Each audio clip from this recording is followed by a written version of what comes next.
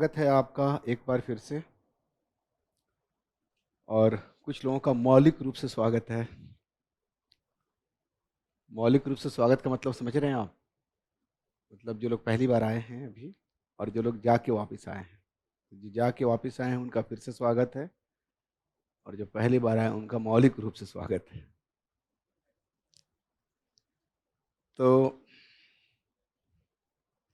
जैसा कि आप बोर्ड पे देख पा रहे हैं, हमारा अगला यूनिट है अन्य में अन्य प्रमुख व्यक्तित्व। इसमें मेरे ख्याल से कुछ शायद गड़बड़ हो गई है, क्योंकि अभी भी हम लोग सामाजिक सुधार के मुद्दे पर ही हैं। ये थोड़ा सा इसको चेंज कीजिए, उसमें इसके बाद वाला चाहिए था, आरंभिक राजनीतिक संगठन। यानी कि अब भारतीय राष्ट्रवाद जिसकी सामाजिक और सांस्कृतिक अभिव्यक्ति हमने देखी थी, उसका आर्थिक जीवन में और राजनीतिक जीवन में भी प्रस्फुटन, सही शब्द है मेरे ख्याल से, होना शुरू हुआ 19वीं शताब्दी के उत्तरार्ध में। अब आरंभिक राजनीतिक नेता जो भी थे, संगठन जो भी थे, उनके योगदानों की बात होती है, नेताओं की बात होती है। और योगदान में दो प्रमुख हैं। एक तो उपनिवेशवाद की आर्थिक आलोचना, जिसको आर्थिक राष्ट्रवाद भी कहा जाता है, और दूसरा ये कि भारत में राजनीतिक गतिविधियों को प्रारंभ करना। कभी कभी हमारे अंदर असंतोष होता है, लेकिन असंतोषों का निवारण कैसे हो उसकी समझ नहीं होती। तो अगर हमसे पूछ दिया जाए कि अच्छा चलो बताओ क्या चाहते हो तुम, तो हमारे पास जवाब नहीं होता। तो असंतोषों को, जो भी असंतोष थे भारतीय जीवन में, उनको कंक्रीट तौर पर सामाजिक और आर्थिक मांगों में परिवर्तित करना, यह भी अपने आप में एक बहुत बड़ा योगदान था आरंभिक नेताओं का। तो हम लोग संगठनों की बात करेंगे। सारे संगठन तो नहीं कर पाएंगे, हालांकि यहाँ पे बहुत सारे संगठन दिए हुए हैं, लेकिन सबसे पहला और सबसे प्रमुख हमारे लिए महत्वपूर्ण होगा। बाकी उदारवादियों के जैसे योगदान है, तो देखिए योगदान में लिखा हुआ है उपनिवेशवाद की आर्थिक आलोचना और उनकी मांग। तो यहाँ पर भी मिला जुला कर बात वही करनी है हमें, लेकिन थोड़ा सा इसको फिर से मैं परिमार्जित करूँगा। इस यूनिट में सूरत के विभाजन तक पहुँचते हैं हम लोग। जो दृष्टिकोण अपनाया गया है वह दृष्टिकोण क्रोनोलॉजिकल है। हम लोग भी ब्रॉडली इसी दृष्टिकोण को फॉलो करेंगे, लेकिन एक मैं आपके साथ योजना शेयर करूंगा, उसके हिसाब से चलेंगे। टॉपिक यही रहेगा, इसके अंदर की चीज़ों का ऑर्गेनाइजेशन मैं थोड़ा सा बदलूंगा। यह स्पष्ट है आपको? तो अब यहाँ पर जो आरंभिक राजनीतिक संगठन है, आप देख लीजिए, ये कुछ संगठन है मेरे ख्याल से। बंग Bhasha Prakashika Sabha, Zamindari association, Bengal British Indian association, East Indian association, Indian association. जैसे जैसे चेतना बढ़ती जा रही है, नाम परिवर्तित होते चले जा रहे हैं। बंगाल से शुरू हुआ और इंडियन एसोसिएशन तक पहुंच गए। फिर बॉम्बे में कुछ संगठन बने, बॉम्बे एसोसिएशन, पूना सार्वजनिक सभा, बॉम्बे प्रेसिडेंसी एसोसिएशन, मद्रास में मद्रास नेटिव सभा, महाजन सभा। और फिर आया, एंट्री होती है उस संगठन की जिस संगठन ने भारतीय राष्ट्रीय प्रतिरोध का नेतृत्व किया। ये तो नहीं कह सकते कि कांग्रेस के साथ सबकी सहभागिता थी या सबकी सहमति थी, लेकिन ये जरूर था कि कांग्रेस राष्ट्रीय आंदोलन के मुख्य धारा का प्रतिनिधित्व कर रही थी, और एक अम्ब्रेला ऑर्गेनाइजेशन जिसके अंदर विविध विचारधाराओं के लोग शामिल थे। और एक तरफ तो कांग्रेस संघर्ष कर रही थी ब्रिटिश सत्ता के विरुद्ध, दूसरी तरफ कांग्रेस के अंदर भी अंतर्विरोध थे, उसके अंदर भी संघर्ष थे। आप देखेंगे कि भारतीय राजनीतिक जीवन में जो भी राजनीतिक दल स्वतंत्रता के बाद उदित होते हैं, सबकी जड़ें कहीं ना कहीं भारतीय राष्ट्रीय कांग्रेस में ही है। तो इसे एक पॉलिटिकल पार्टी कम और एक भारतीय जीवन के विविध पक्षों के साझा प्लेटफॉर्म के रूप में ज़्यादा स्वीकार किया जाता है, और इस संदर्भ में इसकी वैधता अधिक है। ठीक है ना? तो जो हमने योजना बनाई है, आप जैसे सेफ्टी वॉल्व का सिद्धांत है, ये सब है, इन्हीं को थोड़ा सा मैं परिमार्जित करता हूँ। ठीक है? पहले योजना को समझ लेते हैं, फिर उसके हिसाब से हम बढ़ जाएँगे। आप यकीन रखिए कि इसके और इसके बाद की जो चीज़ें हैं, जैसे कांग्रेस की पहला, कांग्रेस का दूसरा, ये सब एक ही क्रम में, एक ही व्यवस्था के अंतर्गत शामिल हो जाएँगे। ठीक है ना? तो अब मैं इसे हटा देता हूँ, आप देखते रहिएगा और इसे मिटा देता हूँ, जो आप नहीं देखिएगा। और आइए बात करते हैं, सबसे पहले एक छोटा-सा टॉपिक है इसी से संबंधित, योगदान की बात पहले कर लेते हैं। उसको हम कहते हैं उपनिवेशवाद की आर्थिक आलोचना या आर्थिक राष्ट्रवाद, जिसको शामिल किया गया है इसके उदारवादियों के कार्यों में। हम इसको एक अलग टॉपिक के तौर पे ही देख लेते हैं। इस पे थोड़ा-सा और अधिक महत्व देने की ज़रूरत है। तो आप मेन हेडिंग तो वही रहेगा, राजनीतिक संगठन, लेकिन इन राजनीतिक संगठनों ने जिस आर्थिक राष्ट्रवाद की बात की, उसकी हमें बात करनी है। और आर्थिक राष्ट्रवाद ने उपनिवेशवाद की आर्थिक आलोचना का रूप लिया और इस आलोचना ने उपनिवेशवादी शोषण की पद्धति को उजागर करते हुए एक सिद्धांत का प्रतिपादन किया, जिसे हम कहते हैं धन के अपवहन का सिद्धांत। अब आप समझ गए क्या मैनिपुलेशन किया मैंने। और आरंभिक संगठनों को, आरंभिक नेताओं को इसी बात का श्रेय दिया जाता है कि उन्होंने धन के अपवहन के सिद्धांत का प्रतिपादन किया तथा इसके माध्यम से औपनिवेशिक शासन का जो वैचारिक और नैतिक आधार था, उस नैतिक और वैचारिक आधार को क्षय किया, जिससे कि उपनिवेशवादी व्यवस्था का राजनीतिक स्पेस निरंतर कम होता चला गया और उपनिवेशवाद विरोधी चेतना का दायरा लगातार बढ़ता चला गया, जिसकी परिणति तो स्वतंत्रता के रूप में हुई। तो चलिए इसको पहले निपटा लेते हैं। ये जो धन के अपवहन का सिद्धांत था, इसका प्रतिपादन करने में कुछ लोगों की भूमिका रही। आप ये कह सकते हैं कि 19वीं शताब्दी के उत्तरार्ध में, खासतौर से 1860 और 70 के दशक में, जब ये आरंभिक राजनीतिक नेता सक्रिय हो रहे थे, जब ये आरंभिक राजनीतिक संगठन बन रहे थे, उस समय ये सब मिलकर एक आर्थिक चिंतन में भी लगे हुए थे। इन्हें एक बात समझ में नहीं आ रही थी कि ब्रिटिश शासन जो कि भारत का हितैषी है, ब्रिटिश लोग जो कि भारत के शुभचिंतक हैं और इतने अच्छे लोग हैं, सच्चे हैं, न्यायप्रिय हैं, और कहीं न कहीं वैचारिक वैधता स्वीकार करते हुए हमने मान लिया था कि ब्रिटिश शासन का भारत में प्रगतिशील रोल है, प्रगतिशील भूमिका है। ये सब कुछ है, अच्छे लोग, अच्छा शासन, अच्छी नीयत, उसके बावजूद एक काम जो हो रहा था और एक घटना जो घटते चली जा रही थी, उसको समझ नहीं पा रहे थे कि भारत लगातार गरीब क्यों होता जा रहा है। ये उनकी समझ से परे था।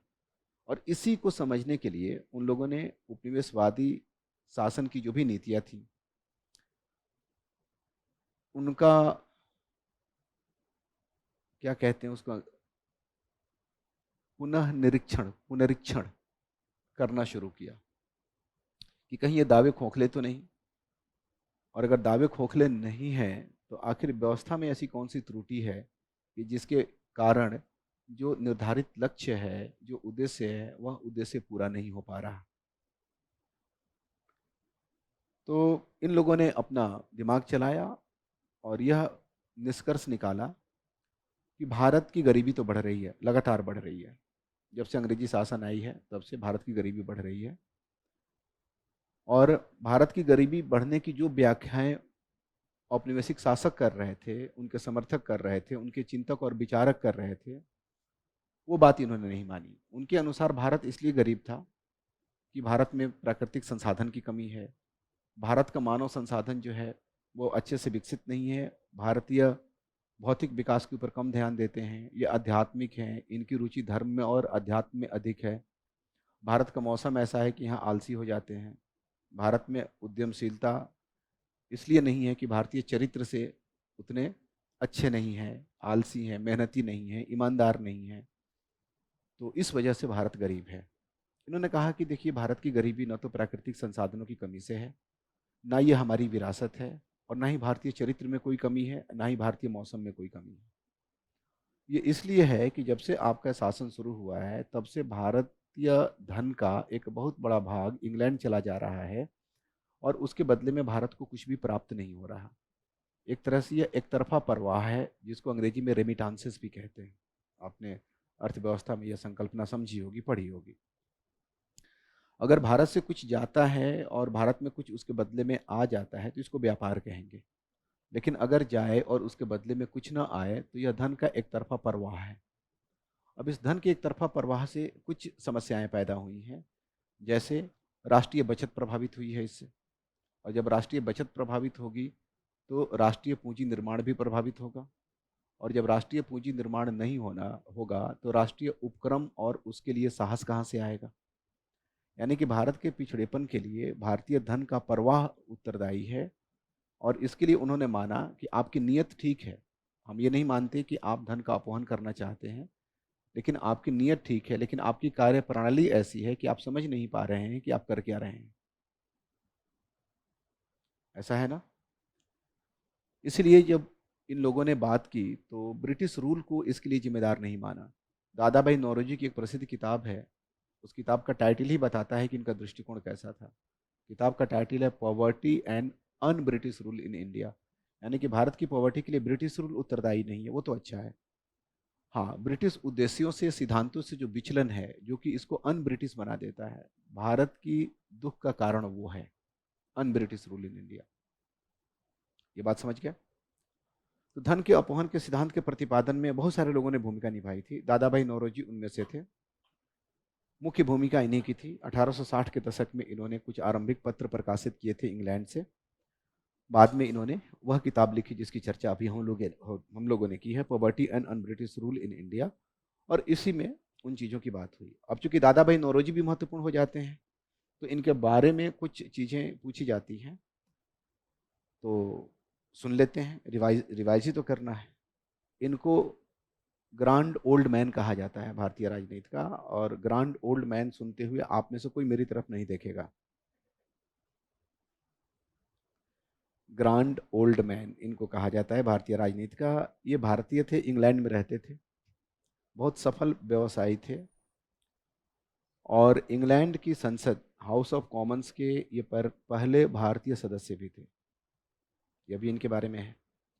आर्थिक समीक्षक थे, आर्थिक चिंतक थे, तो इन्होंने कुछ विशेष काम किए। इन्होंने भारत में पहली बार भारत के सकल घरेलू उत्पाद को निर्धारित किया और उसको भारत की जनसंख्या से विभाजित करते हुए प्रति व्यक्ति आय भी निकालने का काम इन्होंने ही किया था।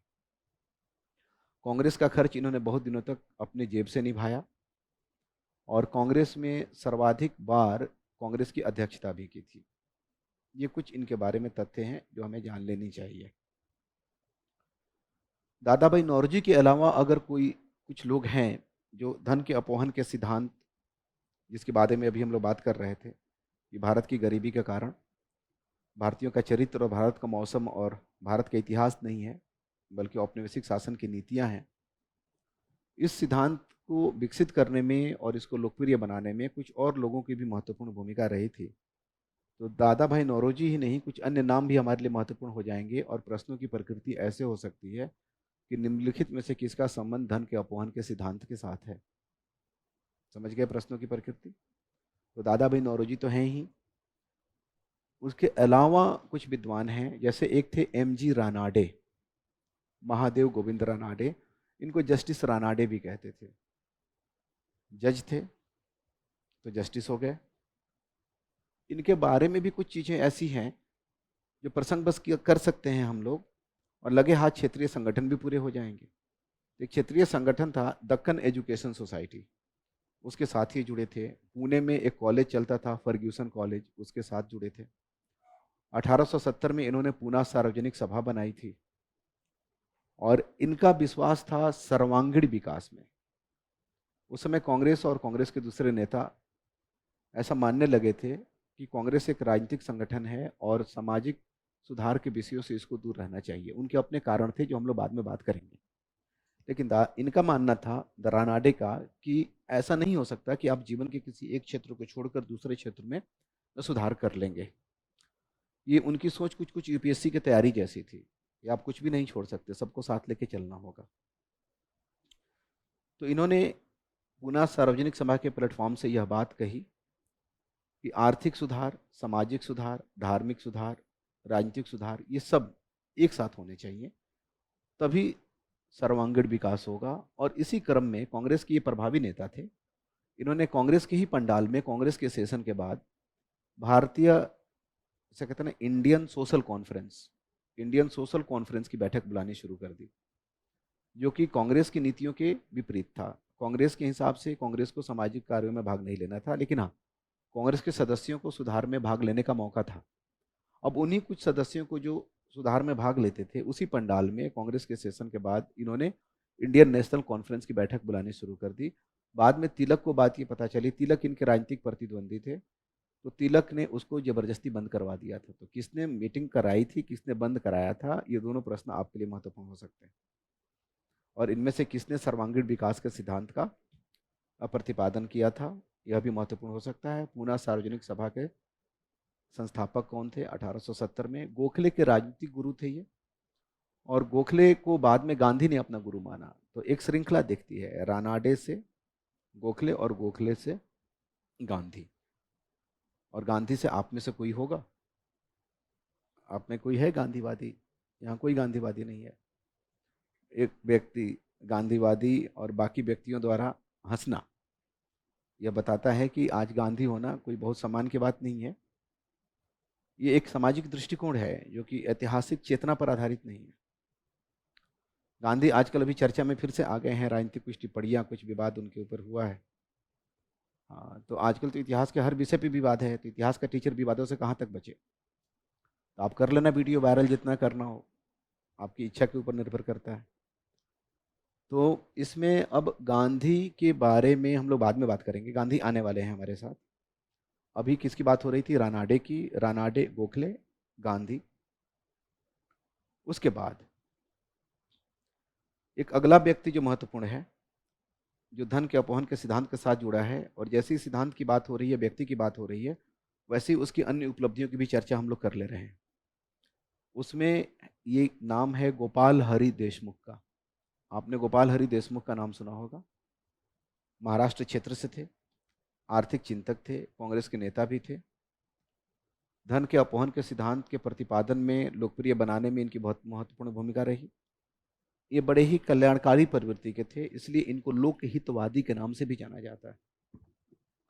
और इन्होंने आर्थिक विषयों पर 100 निबंध लिखे, जिसको कहते हैं शतपत्राज। शतपत्र, शत मतलब 100 और पत्र मतलब पत्र। तो शतपत्र किसने लिखा? 100 निबंध किसने लिखे आर्थिक विषयों पर? गोपाल हरि देशमुख ने लिखे थे। एक और नाम यहाँ पे प्रचलित है, मतलब जान सकते हैं हम लोग, वो नाम है दिनशा ई वाचा का। आप में से, क्योंकि रिवीजन की क्लास है, नाम से परिचित होंगे आप लोग। दिनशा, ई एलिफेंट वाला ई, वाचा, मतलब इसको ऐसे लिख सकते हैं अगर हम चाहें तो, दिनशा वाचा सीधे लिख लीजिए। कभी सुना है आपने इस नाम को? कभी नहीं सुना तो आज सुन लीजिए, इसलिए तो आप आए हैं यहाँ। ये एक समय ऐसा था जब कांग्रेस इनकी जेब में रहती थी, एकमात्र उसके अस्थायी सदस्य थे ये। बाकी सारे बड़े बड़े नेता थे, उनके अपने काम धंधे थे, वो साल में एक बार इकट्ठा होते थे। उग्रवादी नेता बोलते थे कि मेढक की तरह इकट्ठा होते हैं, टर्र से बोलते हैं, 2.5 दिन का तमाशा करते हैं और चले जाते हैं। लेकिन यह व्यक्ति वह था जिसके पास कांग्रेस का पंडाल रहता था, कांग्रेस का माइक रहता था, माइक की बैटरी रहती थी, कांग्रेस के पैम्पलेट्स रहते थे। ये सारे संभालने का काम कौन करता था? फुल टाइम वर्कर थे ये कांग्रेस के। और कांग्रेस के खजांची समझते हैं ना, ट्रेजरार भी थे। और कांग्रेस को चंदा बहुत कम लोग देते थे। बहुत बार ऐसा हुआ कि दादा भाई नौरोजी ने कांग्रेस को अकेले काफ़ी दिनों तक सस्टेन किया। तो यही थे इंडिया में। उधर थे कौन? दादा भाई नौरोजी बाहर, उनका बिजनेस ठीक चलता था, ये इधर से लेटर लिखते थे, एंड मनी सेंड मनी, और वो उधर से सेंड मनी करते थे, और फिर कांग्रेस का काम चलता था। ये इतने महत्वपूर्ण व्यक्ति हैं दिनशा ई वाचा, कांग्रेस के ट्रेजरार और फुल टाइम वर्कर आरंभिक दिनों में। फिर उसके बाद एक और नाम है जो हम लोग इस संदर्भ में लिख सकते हैं, वो थे व्योमेश चंद्र बनर्जी का नाम सुना होगा, WC बनर्जी। जाने इसलिए गए कि कांग्रेस के संस्थापक अध्यक्ष थे, संस्थापक नहीं, संस्थापक अध्यक्ष। संस्थापक के तौर पे एओ ह्यूम की बात होती है, संस्थापक अध्यक्ष के तौर पे डब्ल्यू सी बनर्जी की बात होती है। ये भी थे, बस इतना जान लीजिए। इसके बाद एक नेता थे फिरोज शाह मेहता। फिरोज शाह मेहता उदारवादियों के नेता थे, केंद्रीय व्यवस्थापिका के सदस्य भी थे मनोनीत। उसमें चुनाव तो होता नहीं था, तो उस समय समझ लीजिए कि एमपी थे, तो जाहिर सी बात है कि राजनीतिक प्रभुत्व इनका ज़्यादा होगा।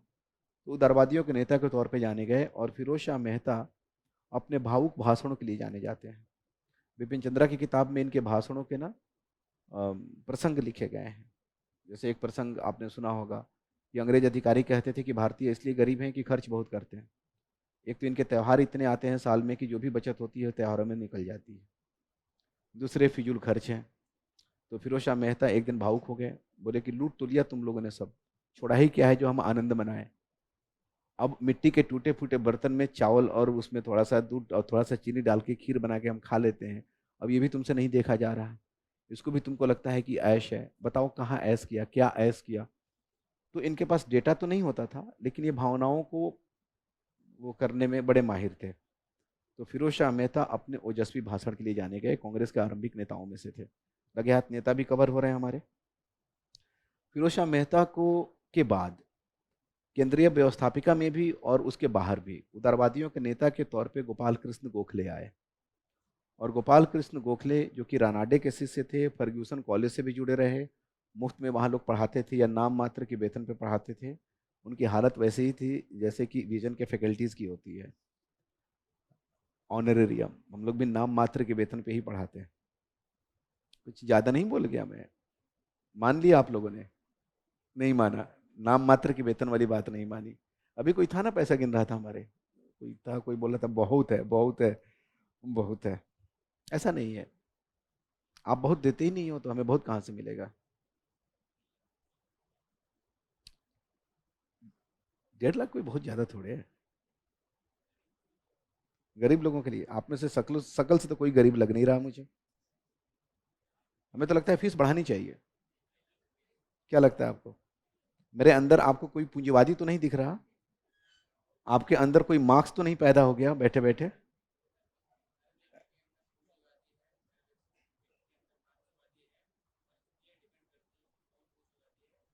कौन मार्क्सवादी है? अच्छा, मतलब यह है कि हम सब अवसरवादी हैं, कहना तो यही चाह रहे हैं आप। देखिए कोई सहमत नहीं है। ये सब बड़े उच्च आदर्शों से प्रेरित लोग हैं, और ये सब देश की सेवा करने के लिए प्रतिबद्ध हैं, कटिबद्ध हैं। इनको पूंजीवाद से कोई मतलब नहीं, पूंजी से कोई मतलब नहीं। यहाँ तक कि अपना वेतन का आधा भी मुझे पेटीएम पेमेंट करेंगे ताकि मैं समाज के कार्यों में उसे खर्च कर सकूं। नहीं, ब्यूरोक्रेसी के प्रति इतना नकारात्मक दृष्टिकोण लेकर आप कहीं नहीं जाएंगे, इंटरव्यू में भी नहीं जाएंगे और सोचेंगे भी नहीं, क्योंकि आप उसी व्यवस्था के हिस्सा हैं, बनने जा रहे हैं।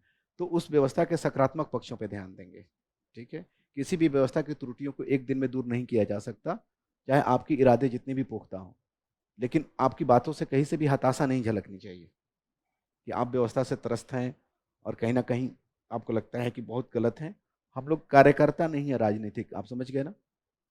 हम लोग प्रबंधक हैं, और प्रबंधक का गुण क्या होता है? भावनाओं को भी मैनेज करना। तो अगर कहीं इंटरव्यू में यही सवाल आपसे पूछते कि ब्यूरोक्रेसी के बारे में आप क्या सोचते हैं, और ऐसे ही अगर लोकप्रिय भाषण देने लगे आप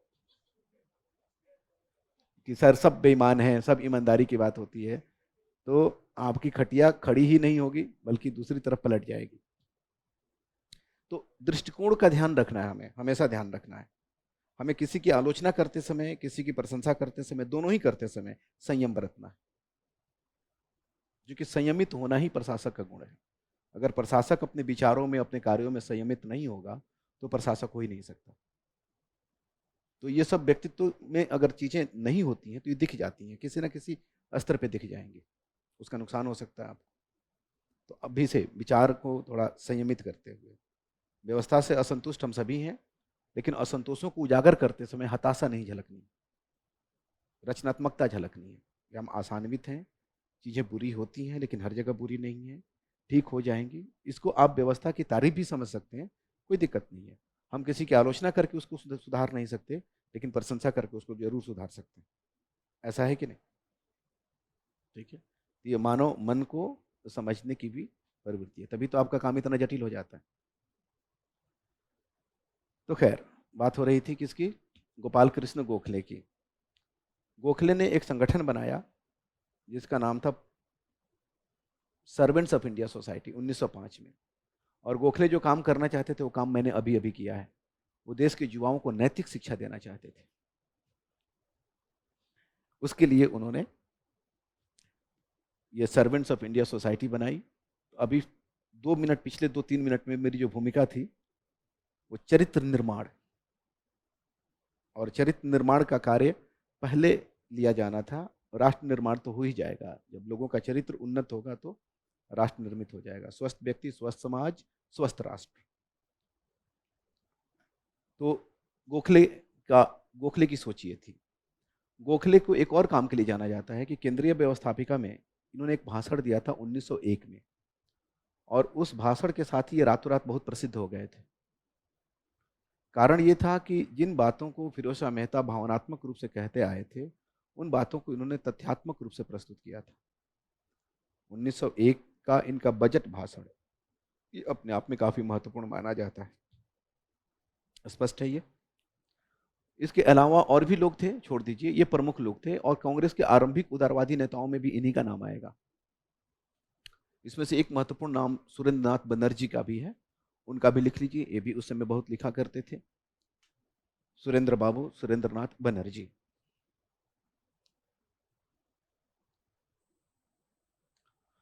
इन लोगों ने मिलजुल कर धन के अपवहन के सिद्धांत को प्रतिपादित किया। देखिए, आरंभिक राजनीतिक व्यक्तियों की भी बात हो रही है, संगठनों की भी बात हो रही है ना?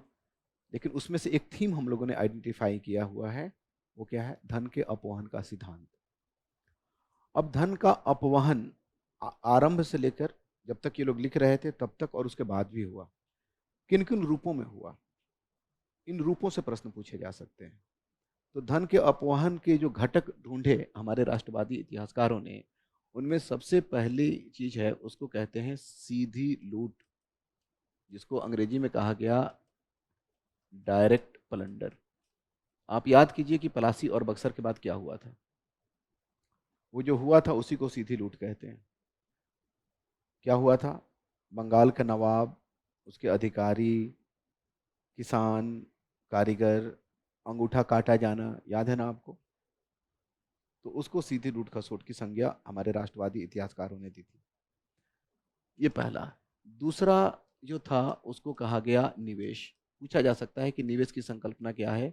अंग्रेजी में इसको कहते हैं इन्वेस्टमेंट्स, और कह के विद इन इन्वर्टेड कॉमा में डाल दिया जाता है इसको। किसी भी चीज़ को जब इन्वर्टेड कॉमा में डाल दिया जाए तो उसका मतलब ये होता है कि उसका सामान्य अर्थ नहीं, उसका विशेष अर्थ। आप अगर किसी से कहते हैं कि आप मेरे मित्र हो विद इन इन्वर्टेड कॉमा, तो इसका मतलब क्या है? कि आप मित्र से बढ़कर भी हो सकते हो, मित्र से कम भी हो सकते हो, शत्रु भी हो सकते हो, लेकिन जो सामान्य तौर पे मित्र कहने से जो बोध होता है वो तो नहीं हो आप।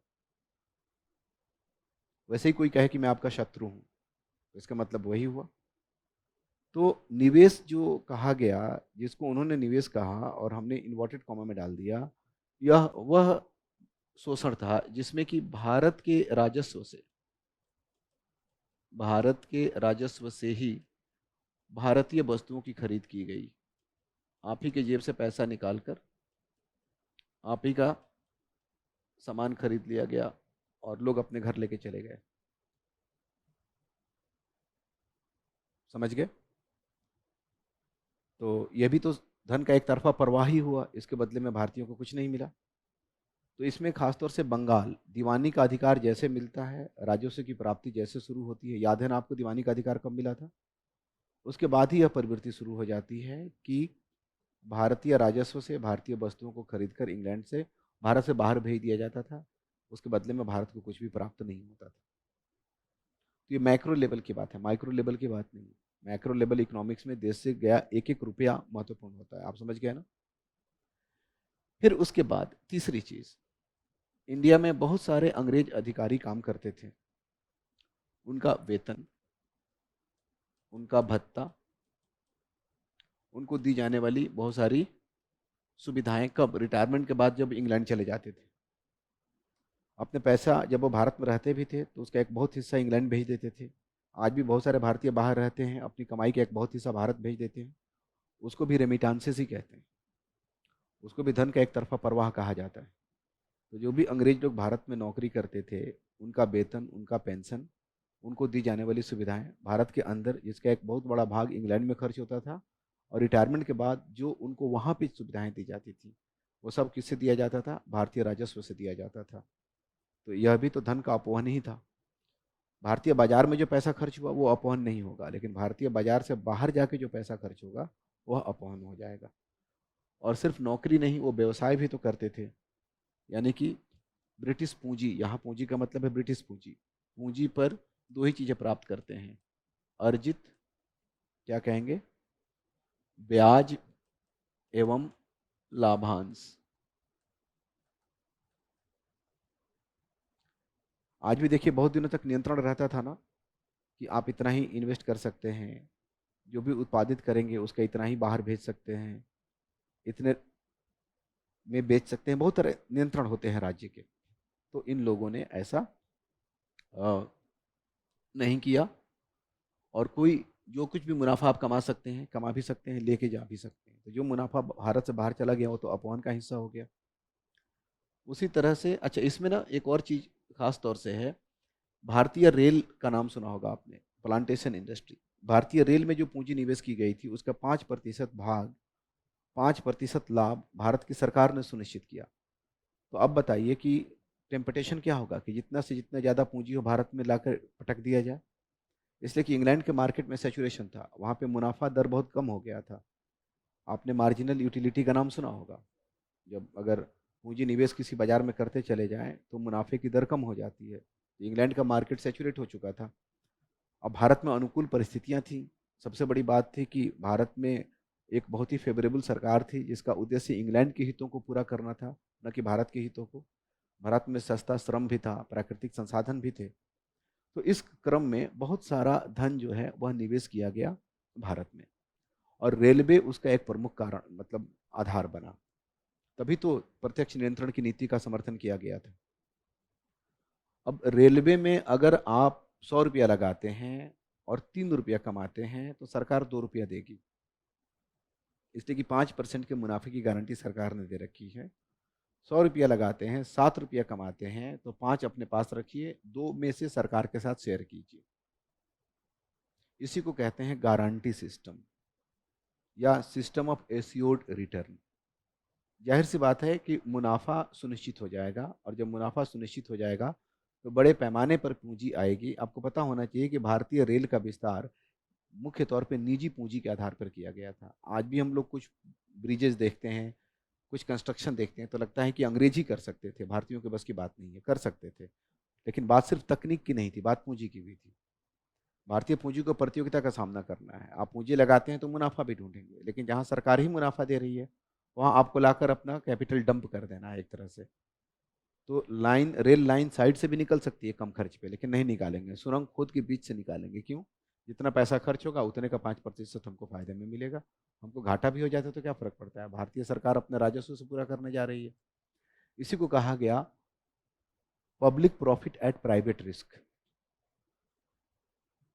इसको एक शब्द प्रयोग होता है, पब्लिक प्रॉफिट नहीं, private profit at public risk. आज ऐसी व्यवस्था नहीं है। आज कभी कभी सब्सिडी के माध्यम से ऐसा करने की कोशिश अगर की भी जाती है तो जिस वैश्विक अर्थव्यवस्था के अंतर्गत हम लोग जी रहे हैं उसमें बड़े हंगामे होने लगते हैं। देश के स्तर पे भी होने लगते हैं और बाहर के स्तर पे भी होने लगते हैं। ठीक है। फिर उसके बाद से ईस्ट इंडिया कंपनी के जो वो लोग थे जिनको कहते हैं शेयर धारक, इनका लाभांश। आपको याद होगा कि 1833 के बाद इस लाभांश का भुगतान कहाँ से किया जाना था? भारतीय राजस्व से किया जाना था। और यह प्रवृत्ति 1919 तक चलती रही थी। 1919 में जाकर थोड़े बहुत परिवर्तन होते हैं, लेकिन इतने लंबे समय तक तो चलती रही थी। उसके अलावा और भी चीज़ें थी। जैसे 1857 के बाद एक नई काउंसिल बनी थी जिसके 15 सदस्य थे। एक नया पद सृजित किया गया था, भारत सचिव। एक नया ऑफिस बना था। उस सब का खर्च कहाँ से जाता था? भारत से जाता था। तो भारत सचिव काम वहाँ करता था, वहाँ के उसके काउंसिल के सदस्य काम वहाँ करते थे, पैसा उनको वहाँ मिलता था भारत के राजस्व से, और वो उसका इंग्लैंड में प्रयोग करते थे। तो उसको भी हमारे राष्ट्रवादी इतिहासकारों ने किसके अंतर्गत रखा? धन के अपोहन के अंतर्गत ही रखा। उसी तरह से उस सेना के रख रखाव में जो सेना भारत के बाहर रहती थी, माना गया कि भारत की सीमाओं की रक्षा भी आवश्यक है, तो हर सैनिक खर्च जो है वह अपोहन नहीं है। लेकिन आप सेना रखें हमारे खर्चे पर और उसको भेज दें इंग्लैंड के लिए लड़ने के लिए, तो वो खर्च तो इंग्लैंड को देना चाहिए था। यानी कि विदेशों में तैनात भारतीय सेना के रख रखाव का खर्च, जिसको कि इंग्लैंड के उद्देश्यों की पूर्ति के लिए लगाया गया। इसके अलावा कुछ मद होते थे, जैसे इंग्लैंड में जो खरीदारी होती थी, सैनिक खरीदारी, असैनिक खरीदारी, उसको भी धन के अपवहन के अंतर्गत रखा गया। और आपने कभी सुना होगा गृह खर्च, होम चार्जेस, ये शुरू से ही छोटे छोटे मद इकट्ठा होते चले गए थे। एक निश्चित राशि भारत की सरकार, औपनिवेशिक सरकार इंग्लैंड की सरकार को देती थी, जिसको क्या कहा जाता था? होम चार्जेस कहा जाता था। यह स्पष्ट है? तो सिद्धांत किसने विकसित किए और धन के अपवहन के कंपोनेंट किन लोगों ने ढूंढे, यह बात समझ में आ गई। इसी को उपनिवेशवाद की आर्थिक आलोचना कहते हैं। इन्होंने पूरा मैकेनिज्म एक्सपोज कर दिया कि किस तरह से भारत का धन इंग्लैंड ले जाया जा रहा है और किस तरह से उसके दुष्प्रभावों के कारण ही भारत की आर्थिक प्रगति नहीं हो पा रही है, और भारत में या तो आर्थिक अवनति है या स्थिरता की स्थिति बनी हुई है, जो कि इसके बढ़ते भार, जनसंख्या के भार और कृषि के ऊपर बढ़ती जनसंख्या का जो भार है उसके कारण एक दुष्चक्र है और अविकसितता की स्थिति का विकास हो रहा है, जिसको अंग्रेजी में कहते हैं development of the circumstances of under development. और इसी अंडर डेवलपमेंट को ओवरकम करने की कोशिश हम लोग किए जा रहे हैं, करते जा रहे हैं। इस तरह से आर्थिक राष्ट्रवाद की होती है समाप्ति। और इसके साथ साथ आरंभिक जो राजनीतिक संगठन थे उनके योगदान और आरंभिक जो नेता थे उनके योगदान और उन नेताओं के बारे में कुछ विशेष तथ्यों की भी होती है समाप्ति। अब हम लोग राजनीतिक अभिव्यक्ति देखेंगे और यह भी 19वीं शताब्दी के उत्तरार्ध में ही दिखाई देती है।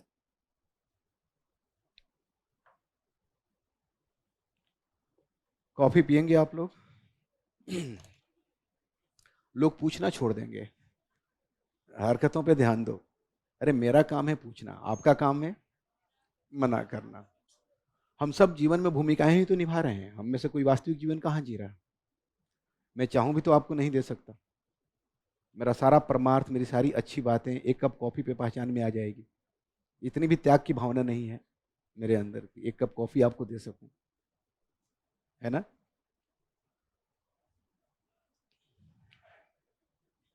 क्या हुआ, पीना चाहेंगे? वैसे आप पी भी नहीं पाएंगे, ये कॉफी कड़वी कॉफी है, इसमें ना दूध है ना चीनी है। मेरे ख्याल से अभी आपकी उम्र ऐसी नहीं है कि आप ऐसी कॉफी पिए। आप तो वो वाली कॉफी पीते हैं जो बड़े में आता है, जिसमें ऊपर से कुछ लगाया जाता है, फिर ऐसे सुड़क के पिया जाता है ऐसे। अभी आपके वो दिन चल रहे हैं, वही मंगवा दें।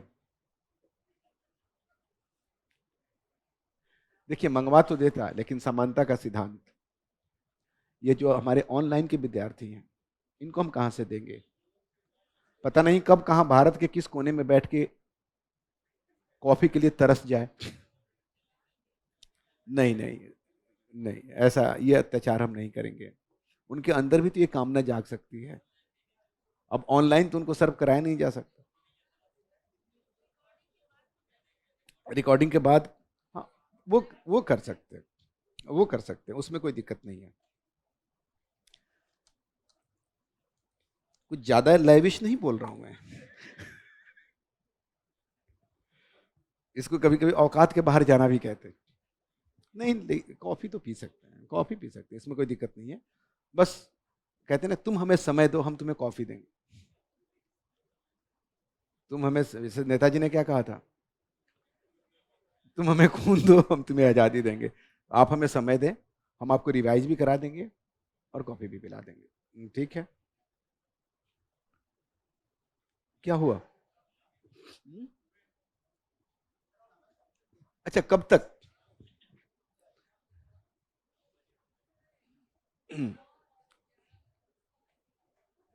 नहीं, ये समय मैं कल के लिए मांग रहा हूं। आज तो मैं आपको स्वाभाविक तौर पे छोड़ दूंगा। एक्चुअली मेरे दिमाग में आ गया था कि नोटिस भी आपको देनी है। औपचारिक तौर पे 6 क्लास समाप्त हो रही है आज, लेकिन जनहित में मैंने याचिका दायर की थी कि एक क्लास और मिल जाए, और मेरी याचिका स्वीकार कर ली गई है। तो मुझे नहीं पता कि आप इसको कैसे देखेंगे, लेकिन एक क्लास रिवीजन की और आपकी कल हो सकती है। कल तो आज भी तो 2 ऑलरेडी मेरी क्लासेस हो चुकी हैं। ये मेरी तीसरी क्लास चल रही है सुबह से, मैं 9 बजे से लगा हुआ हूँ। तो उसकी चिंता आपको नहीं करनी है, उसकी चिंता मुझे करने दीजिए। कल 2 क्लास आपकी भी हैं। आपकी क्लास नहीं है ना? अच्छा, कुछ लोगों की है, कुछ लोगों की है, लेकिन कोशिश कर लीजिएगा। इसको शाम में रख लेंगे। हाँ, शाम में रख लेंगे, ताकि दिन भर ठोकर खाने के बाद इधर उधर हाँ, शाम को ही ठीक रहता है। ठीक है। कॉफ़ी भी शाम ही को ठीक रहती है शायद, है ना? दोपहर में कॉफ़ी, वो भी आज के दिन में, इतनी गर्मी में कौन पिएगा? वैसे कॉफ़ी पीने वाले लोग एसी में ही बैठ के पीते हैं मेरे ख्याल से। कॉफ़ी एसी में ही पी जाती है। तो चलिए, बहुत हो गया इधर उधर भटकना। आ जाइए, रिवीजन की क्लास है ये। भारतीय राष्ट्रीय आंदोलन का राजनीतिक पक्ष, सामाजिक और आर्थिक पक्ष हम लोग देख चुके हैं। यानी कि राजनीतिक अभिव्यक्ति किसकी? भारतीय राष्ट्रवाद की। और यही राजनीतिक अभिव्यक्ति जो होती है, इसको हम कह सकते हैं भारतीय राष्ट्रीय आंदोलन, जो कि एक बहुआयामी आंदोलन है।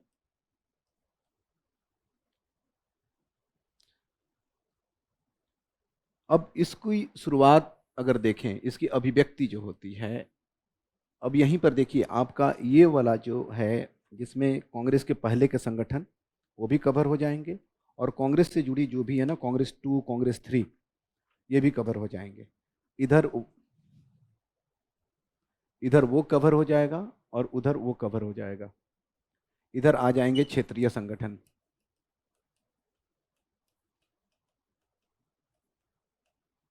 और इधर क्या होगा? भारतीय राष्ट्रीय कांग्रेस 1885।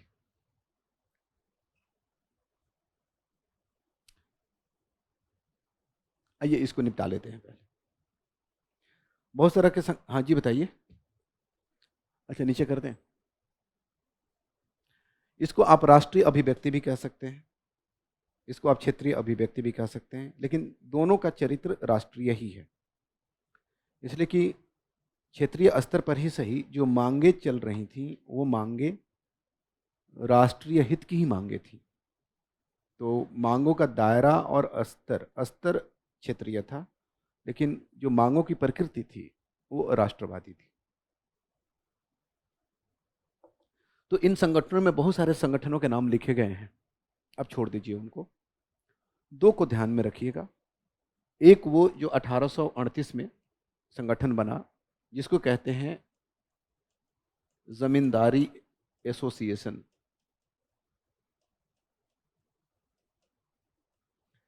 देवेंद्रनाथ टैगोर इसके सूत्रधार थे, और बंगाल में इसको बनाया गया था जमींदारों के हितों की रक्षा के लिए। कम से कम राजनीतिक संगठन बनाने का प्रारंभ हुआ। ये इसलिए महत्वपूर्ण है कि जमींदारी एसोसिएशन को ही भारत का प्रथम आधुनिक राजनीतिक संगठन माना जाता है, और इसको लैंड होल्डर्स सोसाइटी के नाम से भी जाना जाता है।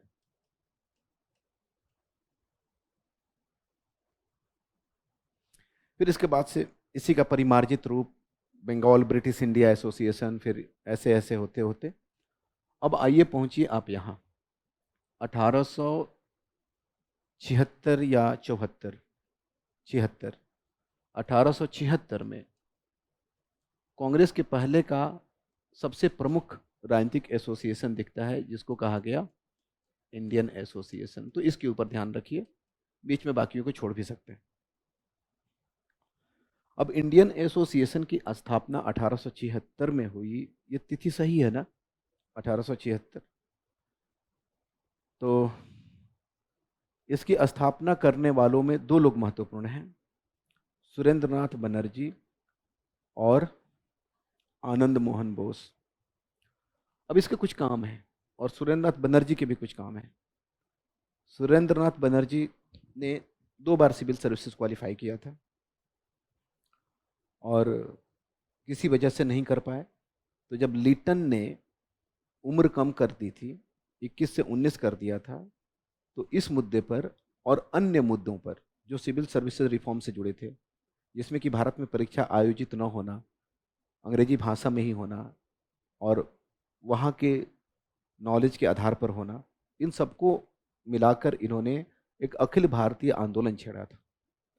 तो भारत में पहली बार अगर कोई अखिल भारतीय आंदोलन छिड़ा तो मुद्दा था सिविल सर्विसेज में रिफॉर्म, और ऑर्गेनाइजेशन था इंडियन एसोसिएशन, और नेता थे सुरेंद्रनाथ बनर्जी, जिन्होंने स्वयं ही 2 बार क्वालिफाई किया था। पत्रकार भी थे, बंगाली नाम का पत्र प्रकाशित करते थे, और उस पत्र में इन्होंने एक बार एक अंग्रेज जज के किसी वर्डिक्ट की आलोचना कर दी थी। तो पहले पत्रकार बन गए भारतीय इतिहास में जिनके विरुद्ध, पत्र के विरुद्ध नहीं, पत्र की बात करें तो एडम्स प्रेस एक्ट के तहत राजा राम मोहन राय का एक पत्र था मिरातुल अखबार, उसके विरुद्ध कार्रवाई की गई थी। लेकिन यहाँ पर किसी पत्रकार के ऊपर व्यक्तिगत रूप से पहली बार मुकदमा चला था, और वो पत्रकार कौन थे? Surendranath Banerjee. Ilbert bill controversy थी 1883 में, जिसमें कि इल्बर्ट बिल में लिटन के बाद ये सब हो रहा है। इल्बर्ट बिल में इल्बर्ट ने कोशिश की थी कि भारतीय जजों के खिलाफ जो भेदभाव है उसको समाप्त किया जाए, और इसके लिए कानून बनाया जाना था जिसमें कि भारतीय जजों को भी उन मामलों की सुनवाई का अधिकार मिलना था जिनमें यूरोपीय अभियुक्त होते थे। लेकिन उस समय का यूरोपीय समुदाय भारत में संगठित होकर प्रतिरोध किया, और यह एक्ट तो पास फिर भी हुआ था, बिल पास फिर भी हुआ था, लेकिन सुधारों के साथ। और उसमें यह था कि ठीक है, भारतीय जज उन मामलों की सुनवाई कर लेंगे, लेकिन अब ज्यूरी के सदस्यों में बहुमत जो होगा यूरोपियों का होगा कम से कम। तो उस समय भी ये काफ़ी सक्रिय थे। इल्बर्ट बिल कंट्रोवर्सी का भारतीय इतिहास में यह रोल है कि इसने भारतीयों को सचेत कर दिया उस शक्ति के प्रति जो आधुनिक राजनीति के माध्यम से विकसित हो रही थी, कि अगर संगठित प्रतिरोध किया जाए तो सरकार को अपनी बातों को मनवाने के लिए मजबूर किया जा सकता है। और ये किसी हीन भावना में नहीं थे, ये पढ़े लिखे अंग्रेजी पढ़े लिखे बुद्धिजीवी थे। इनमें से बहुत सारे लोग अंग्रेजों से भी अच्छी अंग्रेजी बोलते थे और अपने आप को क्राउन के सब्जेक्ट कहने में थोड़ा सा प्राउड भी फील करते थे। तो जब वो लोग संगठित होकर ऐसा कर सकते हैं तो हमारे लिए क्यों नहीं होगा? इससे प्रेरणा लेकर पहली बार अखिल भारतीय संगठन बनाने की कोशिशें शुरू हुई, क्योंकि संगठित प्रतिरोध की क्षमता का अंदाजा लग गया था, और दूसरा यूरोपीय समुदाय के दोहरेपन का भी अंदाजा लग गया था। ये सब कहने को उदारवादी हैं, एक उदारवादी सुधार हुआ नहीं कि उसके विरोध में ये सब खड़े हो गए। तो वो आभा समझते हैं ना, किसी भी व्यक्ति के विरुद्ध हमारी लड़ाई अचानक नहीं शुरू हो जाती है, आभा को छटने में टाइम लगता है। धीरे धीरे धीरे धीरे आभा छटती है और फिर संघर्ष शुरू होता है। तो ब्रिटिश सरकार ने जो छवि बना रही थी उसको छटने में, उस आभा को छटने में समय लगा। उसमें कुछ कार्यों ने, कुछ आंदोलनों ने महत्वपूर्ण भूमिका निभाई थी। एक ऐसा ही कार्य था इल्बर्ट बिल का विरोध किया जाना यूरोपियों के द्वारा, जिन्होंने उनके वैचारिक खोखलेपन को स्पष्ट कर दिया था।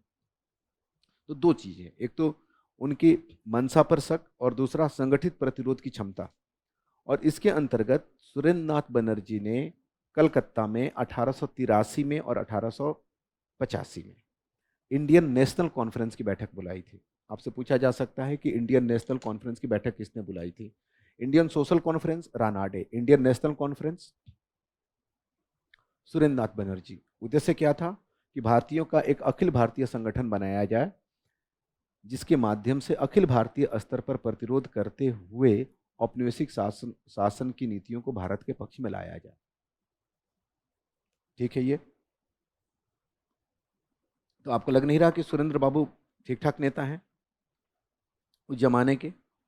और अपने दूसरे जो संगठन था इंडियन सोशल कॉन्फ्रेंस, उसकी बैठक 1885 में कलकत्ता में चल रही थी। इस वजह से कांग्रेस के प्रथम अधिवेशन में यह शामिल नहीं हो सके। तो सम्मेलन में शामिल तो मेरे दादाजी भी नहीं हुए थे, जो उस समय जीवित थे, सीवान के किसी गांव में। लेकिन इतिहास उनके बारे में तो नहीं लिखा गया, इसलिए कि उनसे अपेक्षा भी नहीं थी कि वो जा सके। लेकिन सुरेंद्रनाथ बनर्जी एक शिक्षित भारतीय, राजनीतिक रूप से सक्रिय भारतीय, जो खुद ही लगा हुआ है अखिल भारतीय संगठन बनाने के कार्य में, अगर वह अनुपस्थित है कांग्रेस के पहले सेशन से, तो यह नोटिस करने वाली बात हो जाएगी कि नहीं हो जाएगी? तो यहाँ पर उनकी अनुपस्थिति पूछ सकता है कि कांग्रेस के फाउंडिंग सेशन में कौन महत्वपूर्ण नेता शामिल नहीं हुआ था। बल्कि इस तरह के प्रश्न पूछे भी गए हैं, बहुत सारे पूछा गया है, ये प्रीवियस ईयर में पूछा भी गया है। हाँ, तो ये सुरेंद्रनाथ बनर्जी थे जो कि शामिल नहीं हुए थे। ये कलकत्ता में बैठ के कॉफी पी रहे थे। इंडियन एसोसिएशन के तत्वावधान में जो संगठन बनने वाला था उसका नाम होने वाला था इंडियन नेशनल कॉन्फ्रेंस। उसी बीच में एवो ह्यूम के गुट ने बाजी मार ली थी और कोई गुटबंदी नहीं थी, क्योंकि बाद में इंडियन नेशनल कॉन्फ्रेंस को इन्होंने मर्ज कर दिया था इंडियन नेशनल कांग्रेस में। अब यहाँ से हम लोग पहुँच जाएंगे कहाँ? 1885 भारतीय राष्ट्रीय कांग्रेस। अब भारतीय राष्ट्रीय कांग्रेस का इतिहास ही हमारे लिए भारतीय स्वतंत्रता संघर्ष का इतिहास होगा। इसको अब ऐसे समझ सकते हैं, ऐसे एक हेडिंग बना लेंगे, अखिल भारतीय अभिव्यक्ति, प्रथम अखिल भारतीय अभिव्यक्ति मान सकते हैं इसको। 1885 में भारतीय राष्ट्रीय कांग्रेस, और भारतीय राष्ट्रीय कांग्रेस का जो समय है वह है 1885 से लेकर हमारे लिए जो वर्ष है, आप बता सकते हैं कौन सा वर्ष? 1947। देश स्वतंत्र, कांग्रेस से हमें कोई मतलब नहीं। गांधी जी ने भी कहा कि कांग्रेस को भंग कर दो, क्योंकि तो साझा मुद्दा संघर्ष था ना। अब बताइए, खेत जोतने के बाद ट्रैक्टर कौन चलाता है? तो कांग्रेस का उद्देश्य था स्वतंत्रता की प्राप्ति, स्वतंत्रता मिल गई, तो अभी साझे प्लेटफॉर्म की तो कोई जरूरत नहीं है। तो खैर गांधी थोड़े आदर्शवादी भी थे, उनके लिए तो पुलिस की भी जरूरत नहीं है। इसलिए कि गांधी ने स्वतंत्रता की परिभाषा ही कुछ इस तरह से अपने लिए बनाई थी कि कोई समझ ही नहीं पाया कि गांधी क्या कह रहे थे। उनके घोर सहयोगी भी कभी कभी नहीं समझ पाते थे और गांधी की आलोचना में लग जाते थे। गांधी ने देश की स्वतंत्रता का मुद्दा तो बनाया ही, ये तो लोगों को, बच्चों को खिलाने के लिए कर रहे थे। उनका एक वैश्विक लक्ष्य था कि मनुष्य को जब तक उसकी कुत्सित प्रवृत्तियों से स्वतंत्र नहीं किया जाएगा, शोषण की पद्धति चलती रहेगी। अब इस एब्स्ट्रैक्ट लक्ष्य को कौन समझेगा? कितने लोग समझ पाएंगे? जो समझ पाया उसने कहा कि यह कभी स्वीकार करना मुश्किल होगा कि गांधी जैसा व्यक्ति हाड़ मांस का बना इस पृथ्वी पर कभी चला था। और जो नहीं स्वीकार कर पाए वो आज भी कहते हैं कि हमको गांधी समझ रखे हो क्या, जैसे कि गांधी होना कोई अपमान की बात हो। और गांधी को हमने अहिंसा से जोड़ दिया, और अक्सर वीरता को हिंसा से जोड़ा जाता है। यह भी एक भ्रामक अवधारणा है। अगर आप हिंसक हैं तो आप कायर भी हो सकते हैं। डरा हुआ व्यक्ति ज़्यादा हिंसक होता है, साहसी व्यक्ति हिंसा से बच सकता है। आप देखिएगा कि अक्सर जो हत्या कांड में शामिल होते हैं, हत्याएं करते हैं, वो कौन से लोग होते हैं? वो डरे सहमे हुए लोग होते हैं, किसी न किसी चीज़ से डरे होते हैं। जो साहसी व्यक्ति है वो कभी इस तरह का काम नहीं करता है, वो कर लेगा। तो चूंकि एक सामान्य प्रवृत्ति है कि हिंसा को जोड़ दिया जाता है किसके साथ? पुरुषार्थ के साथ, जो कि बहुत स्वस्थ स्थिति नहीं है। ये पुरुष समाज की एक मानसिकता है कि वीर में भी पुरुष ही वीर होता है, और पुरुषों का गुण जिसे कहते हैं ना, पुरुषोचित गुण में क्या है? वीर का गुण। और वीर होने का मतलब है हिंसक होना। तो अगर ऐसी सोच है तो गांधी कदापि वीर नहीं लगेंगे। लेकिन अगर वीरता का कुछ और भी अर्थ हो सकता है, कुछ और भी मायने हो सकते हैं। हम में से अगर लोग अभी बाहर कोई सड़क पे किसी को पीट रहा हो, तो कितने लोगों के पास साहस है कि जाके उसका विरोध करें? ज़्यादा से ज़्यादा हम लोग जाके वीडियो बनाएंगे, उसका वायरल करेंगे। गांधी जाके विरोध करेंगे, और ये जानते हुए जाके विरोध करेंगे। आखिर हम किसी पंगे में क्यों नहीं पड़ते? इसीलिए नहीं कि हम पीटे जाएंगे। गांधी जान रहे हैं कि हम पीटे जाएंगे, गांधी को ये भी पता है कि हम पीटेंगे नहीं, उसके बावजूद भी जाके विरोध कर रहे हैं। इसके लिए कम साहस की जरूरत होगी या अधिक साहस की जरूरत होगी? अगर आपको ये पता है कि हमारे पास बल है और हम जाके उसको पीट के भगा देंगे, उसको बचा लेंगे, उसके बाद आप जा रहे हैं, तो कम साहस से भी काम चल जाएगा क्योंकि आपके पास साधन है। लेकिन आपके पास साधन नहीं है तो फिर आपके पास साहस ही तो बच जाता है, प्रतिकार तो हम फिर भी करेंगे। तो अक्सर गांधी के बारे में आमतौर पे नई पीढ़ी ऐसी बातें कर देती है कि हमको क्या गांधी समझ रखे हो, हम तो एक गाल पे मारोगे तो हम दूसरे गाल पे चटाक से मारेंगे। ठीक है, व्यक्तिगत स्तर पर यह बात सही हो सकती है, लेकिन जब चीज़ों की वैचारिक और दार्शनिक समझ विकसित की जाती है और अधिक स्वस्थ समझ विकसित की जाती है, तो फिर लोकप्रिय मान्यताओं से हमें बाहर निकलना होता है। अब इसी के अनुरूप अगर आपने गांधी के बारे में इंटरव्यू बोर्ड में बोल दिया कि Gandhi sir, I don't like Gandhi because he was non violent, तो फिर तो आपका काम हो गया। समझ गए? और यही जाके आपने एक कविता सुना दी कि कौन कहता है कि चरखे से आज़ादी आई थी, तो भी आपका कांड हो गया। तो कभी कभी हमारे ज्ञान के कुछ जो स्रोत हैं ना, वो बड़े दूषित स्रोत हैं। ज्ञान को थोड़ा सा बचा के भी रखिए, दूषित स्रोतों से भी बचाना आपका एक काम है, नहीं तो दूषित स्रोतों पर निर्भर होने से दृष्टिकोण परिवर्तित हो जाएगा। तो सूचनाएं तो ज़्यादा नुकसान नहीं करेंगी आपको, लेकिन जो दृष्टिकोण का जो भटकाव होगा वह आपको कुछ ज़्यादा ही नुकसान पहुंचा देगा, हर स्तर पर पहुंचा देगा, यहाँ तक कि व्यक्तिगत जीवन में भी पहुंचा देगा। तो खैर, 1947 आएंगे हम लोग, गांधी पे कभी बात करेंगे। ये कांग्रेस हमारे लिए है कि आपको लगता है कि कांग्रेस शुरू से लेकर आखिर तक एक जैसी बनी रही होगी? परिवर्तन हुआ होगा? आपको लगता है कि उन परिवर्तनों का संबंध पीटी से हो सकता है? और परिवर्तन कहाँ होगा? तो अगर उन मुद्दों को ढूंढ लिया जाए कि महत्वपूर्ण मुद्दे कौन हैं, तो आपको नहीं लगता कि बहुत आसानी से हम ये जान लेंगे कि जानना क्या है? जैसे धर्म में किया था ना, याद है आपको? तो मैं पूरे राष्ट्रीय आंदोलन का एक मानचित्र बना के आपको दे रहा हूं, उतना जान लीजिएगा, आप समझ लीजिए कि उससे अतिरिक्त जानना विस्तार की बात है, उससे अधिक जानना ही नहीं होता। उतना जान लीजिए, पीटी में भी काम चल जाएगा, मेंस में भी काम चल जाएगा। उसके अतिरिक्त अगर कोई ज़्यादा जान रहा है तो वो असाधारण व्यक्ति है, उसको साइड दे दीजिए, जा बेटा तू टॉप कर, पीटी में टॉप कर, मेंस में हम काम चला लेंगे, वहाँ तो अलग तरह की प्रतिभा है। पीटी में टॉप करने का इरादा नहीं ना है आप में से किसी का? क्वालिफाई हो जाए बहुत है। हाँ, तो क्वालिफाई हो जाता है, इतना अगर आप समझते हैं ना, और अगर अंतर संबंध स्थापित करना जानते हैं और तर्क का प्रयोग करके तार्किक निष्कर्ष निकालना जानते हैं, तो बहुत सारे मसले अपने आप सॉल्व हो जाते हैं। तो एक तो 1885 से संबंधित कुछ तथ्य होंगे, मैं आपको बता रहा हूँ वो किस तरह से तथ्य होंगे, कि स्थापना से संबंधित कुछ तथ्य होंगे जिसको पढ़कर हम लोग कभी कभी बड़ा गौरवान्वित महसूस करते हैं कि कितने सदस्य थे, 72, जैसे कि 73 होते तो और 71 हो जाते तो।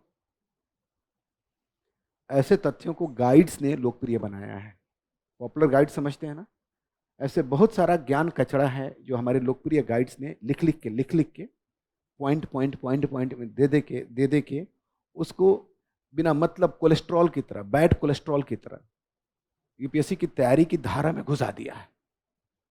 और हम में से बहुत सारे लोग तैयारी करते समय कोलेस्ट्रॉल इकट्ठा कर रहे हैं बिना मतलब का, उसमें ऊर्जा भी अलग से जाती है और हम कभी समझ ही नहीं पाते कि आखिर में जानना क्या होता है, महत्व की बातें कौन सी होती हैं। अगर महत्व की बातें जान गए तो उतना जान गए, संतोष रखिए, उसके बाद अगर कोई पूछता है तो ठीक है, अगर उतना नहीं जानते हैं तो कोई शर्म की बात नहीं है। न तो जो जिनका सिलेक्शन हो गया उनको सब कुछ आता था, ना आपको सब कुछ जान के आईएएस बनना है, और ना मैं ही सब कुछ जान के पढ़ाने आया हूँ। ये बात समझ गए ना? ज्ञान की अपनी सीमा है, और अगर सब कुछ जान भी गए हैं आप जो उपलब्ध है तो क्या फायदा, वो भी परिवर्तित हो जाएगा, ज्ञान भी तो लगातार परिवर्तित हो रहा है। तो इसलिए ज्ञान को लेकर बहुत अहंकार वाली स्थिति नहीं होनी चाहिए, और विचारों को लेकर कोई बहुत उस तरह की बात नहीं होनी चाहिए कि मेरा ही सत्य है। थोड़ा डायनेमिज्म इसको कहते हैं, पर्सनालिटी में डायनेमिज्म होना चाहिए। आप बदलते हुए परिस्थितियों और टास्क के अनुसार आपको बदलते रहिए।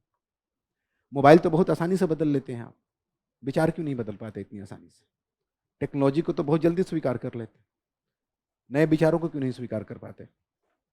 बात इसलिए कर रहा हूं कि ये नया दृष्टिकोण है। बाजार में जो करने की प्रथा है उसके हिसाब से क्या है, इस साल ये हुआ, इस साल ये हुआ, इस साल ये हुआ, इस साल ये हुआ, ये एसएससी के लिए उपयुक्त हो सकता है। कभी कभी यूपीएससी में भी ऐसे प्रश्न पूछे जा सकते हैं, लेकिन हम यहाँ थीमेटिक चलेंगे, क्रोनोलॉजी को वायलेट तो नहीं करेंगे, जरूरत पड़ी तो कर भी लेंगे, लेकिन थीम्स हमारे लिए ज़्यादा महत्वपूर्ण है।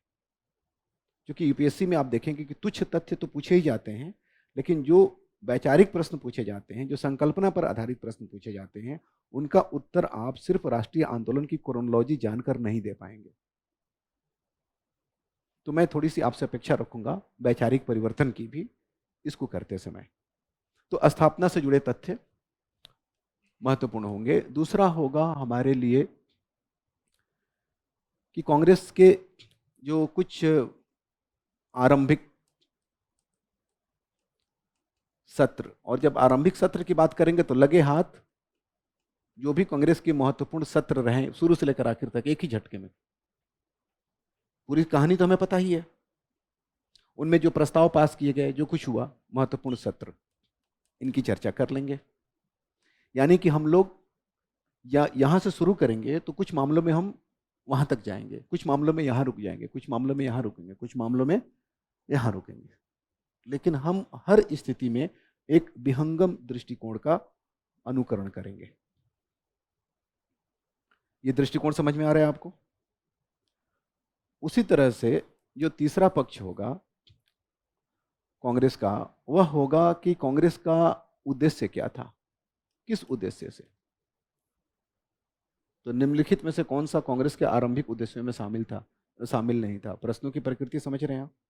ये ज्यादा महत्वपूर्ण है इस बात से कि कांग्रेस की बैठक कहाँ हुई थी, किस कॉलेज के प्रांगण में हुई थी। वैसे भी प्रांगण उजाड़ पड़ा हुआ है। आज से 15-20 साल पहले मैं वहां जाकर, घर से जब भाग के गया था, तो मैंने जाकर गोकुलदास तेजपाल संस्कृत विद्यालय के गेट पे चढ़कर अंदर झांकने की कोशिश की थी। तो गेट पर भी इतना जंग लगा था कि मेरे कपड़े खराब हो गए थे।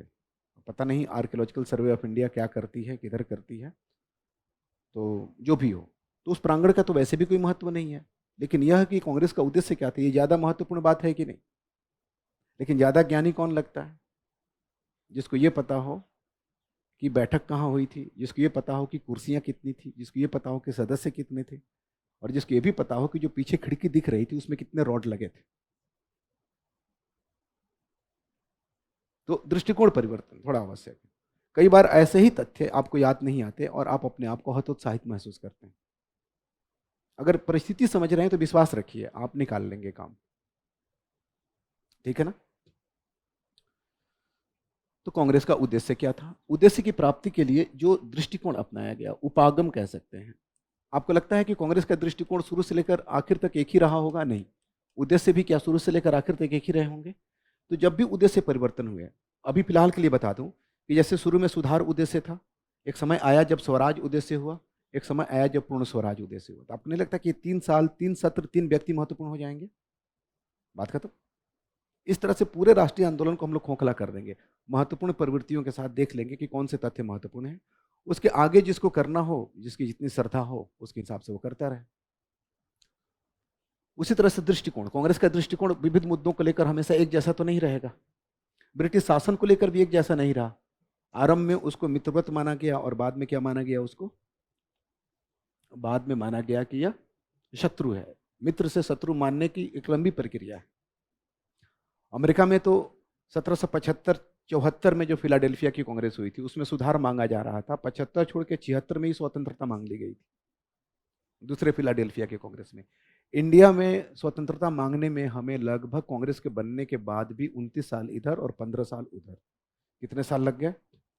45-46 साल लग गए। तो आखिर इस बीच में कर क्या रहे थे हम लोग? क्या राष्ट्रवादी नहीं थे, या हमारा कुछ और भी प्रयोजन था, कुछ और भी करने की सोच रहे थे? तो दृष्टिकोणों को भी हम लोग समझते चलेंगे। फिर उसके बाद से कांग्रेस की मांग, अभी देखा था कि कांग्रेस के नेताओं की एक बहुत बड़ी उपलब्धि ये है कि डिसकंटेंट को, असंतोष को उन लोगों ने स्पष्ट राजनीतिक और आर्थिक मांग में परिवर्तित कर दिया था। मेरे ख्याल से इसके और इसके बीच का अंतर आप समझ रहे हैं। और आपको नहीं लगता कि पीटी के लिए महत्वपूर्ण हो सकता है कि कांग्रेस की मांगे क्या थी, आरंभिक मांगों में कौन शामिल था, नहीं था? या अगर इसकी समझ हो तो बहुत तरह की चीज़ों की समझ में। फिर आपके नोट्स में एक और टॉपिक लिखा हुआ है, वो कांग्रेस के स्थापना से संबंधित एक विवाद है जिसको कहते हैं सुरक्षा कवच का सिद्धांत।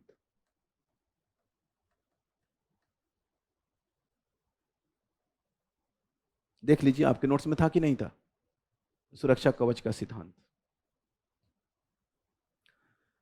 फिर उसके बाद से सातवां, ये हमें जाननी है। अब ये जो सातवां है ये ज्यादा महत्वपूर्ण हो जाएगा हमारे लिए,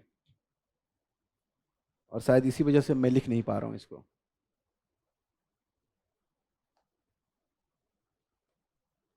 क्या लिखा है मैंने, छठे पे सातवां 2 बार और 3 बार घेर दिया मैंने।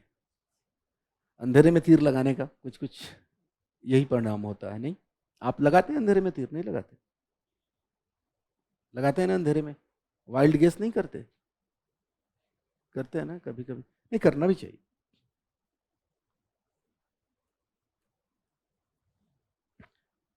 तो सातवें में आ जाएंगी प्रवृत्तियां, टेंडेंसीज। अब इसके बाद की सारी कहानी किसकी होगी?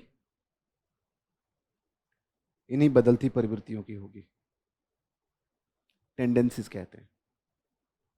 ठीक है ना?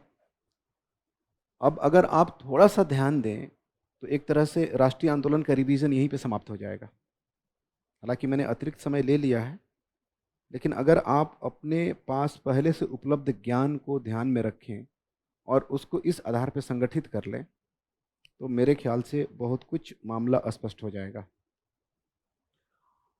कांग्रेस के अंदर कैसी प्रवृत्तियां उभरी? आरंभिक टॉपिक्स पे बात करने के बाद इसमें से कुछ कुछ तो यहीं पे समाप्त हो जाएंगे, सुरक्षा कवच का सिद्धांत, या इसका विवाद चलता रहेगा, मांग चलते रहेंगे। कांग्रेस की मांगों में शुरू से लेकर आखिर तक, अब आप देखें कि कांग्रेस के शुरू के नेता भी मांग कर रहे थे कि नमक के ऊपर कर हटाओ, और गांधी ने भी अपने उस मांग में, जिसको 11 या 13 सूत्री मांग कहते हैं ना, 11 सूत्री मांग थी, 11 या 13, 11 ही थी। हाँ, बाकी 2 मांगे थी कि जल्दी से पूरा करो। ठीक है। हाँ, तो इरविन इरविन को दिया था जो उन्होंने उसके पहले, इसके पहले सविना अवज्ञा आंदोलन के पहले, उसमें भी नमक के ऊपर कर हटाने वाली बात थी कि नहीं थी? रूपी स्टर्लिंग एक्सचेंज रेशियो जिसे कहते हैं, विनिमय दर, वो मांग शुरू में भी थी, वो मांग बाद में भी थी। भारत के औद्योगिकरण की मांग पहले भी थी, उसकी मांग बाद में भी थी। तो निरंतरता तो लगभग हर जगह थोड़ी बहुत दिख जाएगी, लेकिन सबसे अधिक निरंतरता का हमें कहाँ देखना होगा? प्रवृत्तियां, अलग अलग समय पर अलग अलग प्रवृत्तियां उभरेंगी। यानी कि अब इसके बाद के राष्ट्रीय आंदोलन का इतिहास कांग्रेस की किसका इतिहास है? प्रवृत्तियां, टेंडेंसीज का इतिहास है। अगर इसको पढ़ लें तो बहुत सारा काम आसान होने जा रहा है। तो कांग्रेस में कैसी टेंडेंसी उभरी? एक, पहला, कांग्रेस में, ये कांग्रेस का जो हमारा है ना, कांग्रेस की स्थापना पहला जो मिसिंग है, जो कि शायद मिस प्रिंट है, इसलिए कि हमको तो निरंतरता दिख रही है उसमें। तो दूसरा और तीसरा जो दिया गया है, बेसिकली हम लोग उसकी बात अब करने जा रहे हैं। तो अब यहाँ पर सबसे पहले एक जो प्रवृत्ति उभरी उसको कहते हैं उदारवाद। उदारवाद एक राजनीतिक संकल्पना है।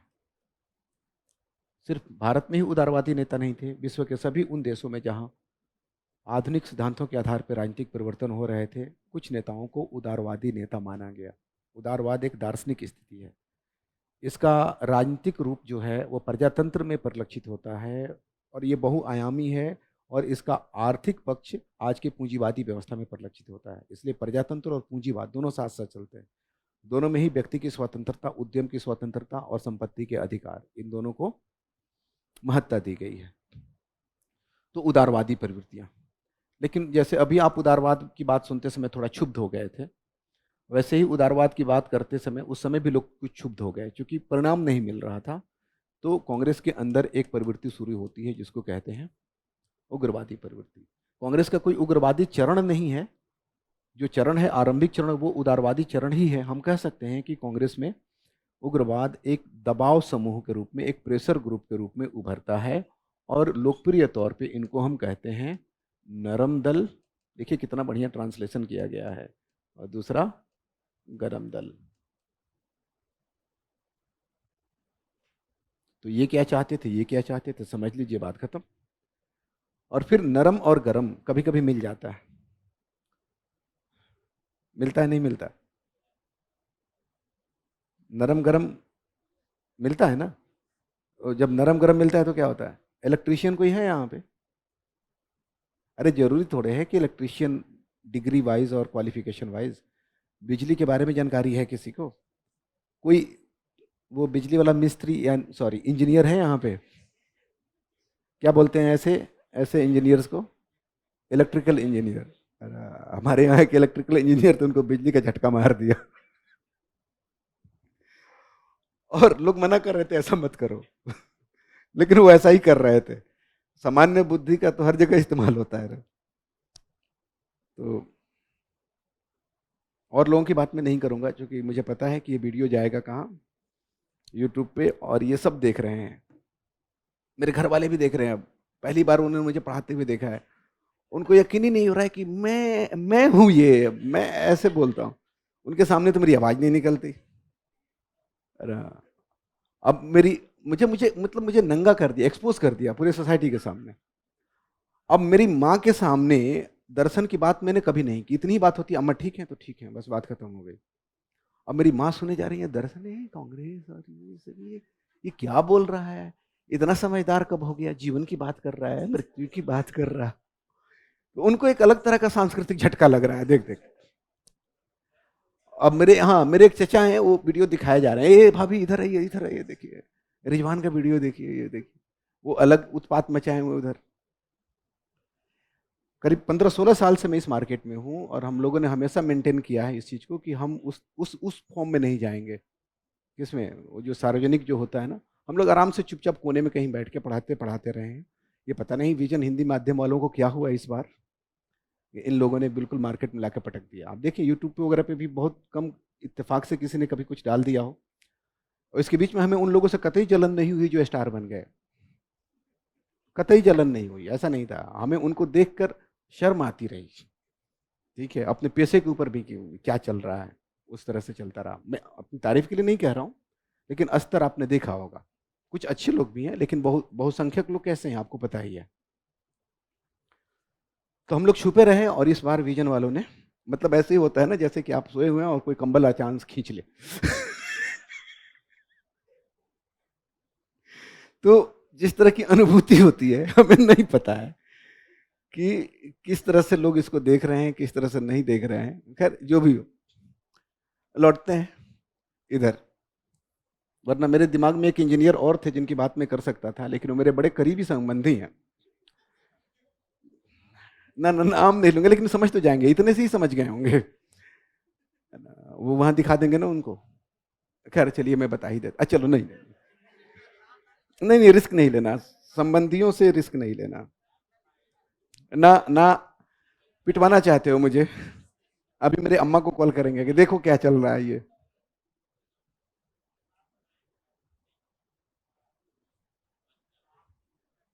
आपको क्या लगता है आपके चढ़ावे में आ जाऊंगा मैं? इसको कहते हैं नरम दल गरम दल जब मिला, यानी कि नरम दल का मेथड और गरम दल के उद्देश्य, ये जब दोनों मिलते हैं तो कुछ होता है, और ये होता है जिसको कहते हैं होम रूल। दो लोगों का नाम तो याद आ ही गया होगा आपको। कौन कौन? एनी बिसेंट और, हाँ वो चौथा। इसके बाद आते हैं गांधी, और गांधी आते हैं तो गांधी रहते हैं। तब तक रहते हैं जब तक जन आंदोलनों की आवश्यकता रहती है, क्योंकि जन आंदोलनों के ही प्रणेता थे। गांधी की हत्या बाद में हुई, लेकिन गांधी के विचारों की अवहेलना इनके अपने ही अनुयायियों ने पहले करनी शुरू कर दी थी। जैसे मान लीजिए राष्ट्रीय आंदोलन पर समाजवाद का प्रभाव बढ़ रहा था, आप सबको पता है, और योजनाबद्ध तरीके से औद्योगिकरण के बारे में सोच रहे थे। हमारे पूंजीपति बॉम्बे प्लान बना रहे थे, कांग्रेस रिजोल्यूशन पास कर रही थी। और ऐसे समय में गांधी के आर्थिक चिंतन की अगर हम बात करें, तो गांधी किसकी बात कर रहे थे? गांधी के आर्थिक चिंतन में कहीं कोई बड़ा शहर नहीं है, कोई बड़ा उद्योग धंधा नहीं है। वो क्या है? गांव है, सीधे साधे मासूम लोग हैं, कुटीर उद्योग है। वो समाजवाद भी नहीं है जो मार्क्स के मन में था, लेकिन ये कुछ अलग व्यवस्था। अब बताइए इस व्यवस्था को मानने के लिए उस समय कौन तैयार था? वहां तो चर्चा चल रही थी नेहरू महालनोबिस मॉडल, इस पे बात हो रही थी, दूसरी चीजों पे बात हो रही थी। तो कौन सुनता उनकी? उसी तरह से गांधी के और भी दूसरे विचार थे। गांधी राष्ट्रीय आंदोलन को लेकर, उसके उद्देश्यों को लेकर। तो फिर गांधी ने अपने आप को स्पेशलाइज कर लिया कि करो तुम लोगों को जो करना हो, हमारा काम था। वैसे गांधी की जरूरत 1942 में ही खत्म हो गई थी। पूरे राष्ट्रीय आंदोलन में एक ही तो यात्रा है, अगर इसको याद रखें आप। मतलब अंग्रेजी में इसको अगर मैं कहूँ तो इसको कह सकते हैं कि leaders without masses to masses without leaders, ये जर्नी है पूरे राष्ट्रीय आंदोलन की। अगर इतना समझ गए तो आप समझ जाएंगे, पूरा राष्ट्रीय आंदोलन समझ गए।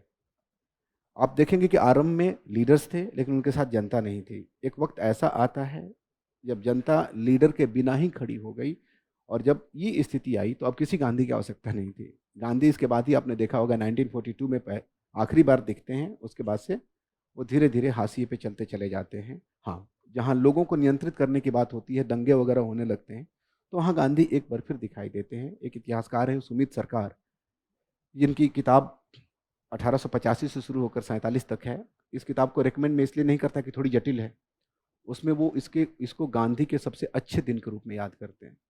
गांधी के सबसे अच्छे दिन वो नहीं थे, इसलिए कि उस ज़माने में तो इनका अप्रोच सबाल्टर्न है। उनको लगता है कि गांधी ने पूंजीवादियों का साथ दिया, या लोकप्रिय जो विद्रोह थे उनको आत्मसात कर लिया, लेकिन अंतिम दिनों को प्रशंसा वो जरूर करते हैं। तो लेकिन गांधी के अस्तित्व काल में ही हम देखते हैं कि अलग अलग प्रवृत्तियां उभरी। एक प्रवृत्ति उभरती है, थोड़ी पहले उभरती है, जिसको कहते हैं स्वराज। और इसका प्रतिनिधित्व किसने किया था? स्वराज दल ने किया था। और छठा इसके बाद से आता है लेफ्ट विद इन कांग्रेस, जिसको कहते हैं समाजवाद। ये कांग्रेस के अंदर भी, कांग्रेस के बाहर भी इतनी ही प्रवृत्तियां उभरती हैं।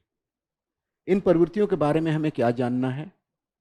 तो हमें इनकी विचारधारा, अगर आप एसएससी की तैयारी कर रहे होते तो विचारधारा की तैयारी ना भी करते तो चलता, लेकिन यूपीएससी की तैयारी आप समझ सकते हैं कि संकल्पना आधारित प्रश्न भी होते हैं, विचारों पर आधारित प्रश्न भी होते हैं। आपको कथन देकर पूछा जा सकता है कि इसमें से कौन सी स्थिति सही है, कौन सी स्थिति गलत है।